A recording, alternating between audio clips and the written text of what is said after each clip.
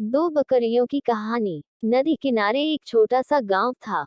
गांव में रहने वाले लोगों ने नदी पार करने के लिए उस पर एक पुल बनाया हुआ था। लेकिन वह पुल इतना संकरा था कि एक बार में केवल एक ही व्यक्ति उसे पार कर सकता था। एक दिन की बात है। एक बकरी नदी पर बने उस पुल को पार कर रही थी। पुल पर चलते चलते उसने देखा कि एक दूसरी बकरी उसी पुल पर विपरीत दिशा से आ रही है। कुछ ही देर में दोनों पुल के बीचों बीच पहुंच गई। पुल को एक बार में केवल एक ही बकरी पार कर सकती थी। इसलिए दोनों बकरियां कुछ देर तक इंतजार करती रही कि सामने वाली बकरी पीछे हट जाएगी।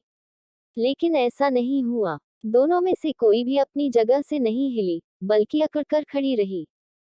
तब एक बकरी दूसरी बकरी से बोली, तुम मुझे जाने का रास्ता दो, क्योंकि मैं तुमसे बड़ी हूँ। इस बात पर दूसरी बकरी हंस पड़ी और बोली, होगी तुम मुझसे बड़ी, लेकिन मैं तुमसे कहीं ज्यादा ताकतवर हूँ। मैं तुमसे जल्दी ये पुल पार कर लूंगी, इसलिए तुम मुझे रास्ता दो।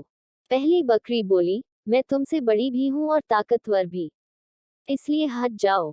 कुछ देर तक दोनों में इस बात पर बहस होती रही कि दोनों में कौन ज्यादा ताकतवर है।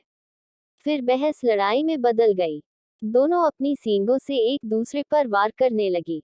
धीरे धीरे उनकी लड़ाई बहुत बढ़ गई। परिणाम ये हुआ कि उनका संतुलन बिगड़ा और वे दोनों पुल से नीचे नदी में जा गिरी।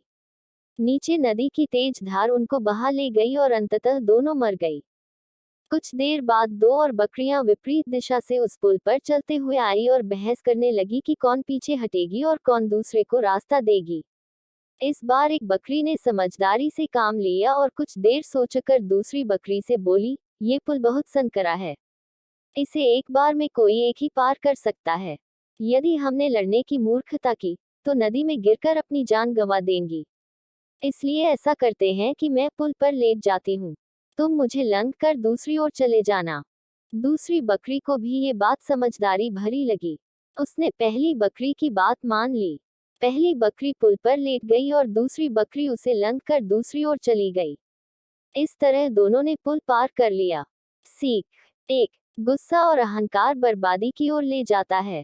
2। वही समझदारी से काम लेने पर हर समस्या का समाधान निकल आता है। अगर यह कहानी आपको पसंद आई हो तो प्लीज़ मेरे चैनल को लाइक, सब्सक्राइब और शेयर करें। धन्यवाद।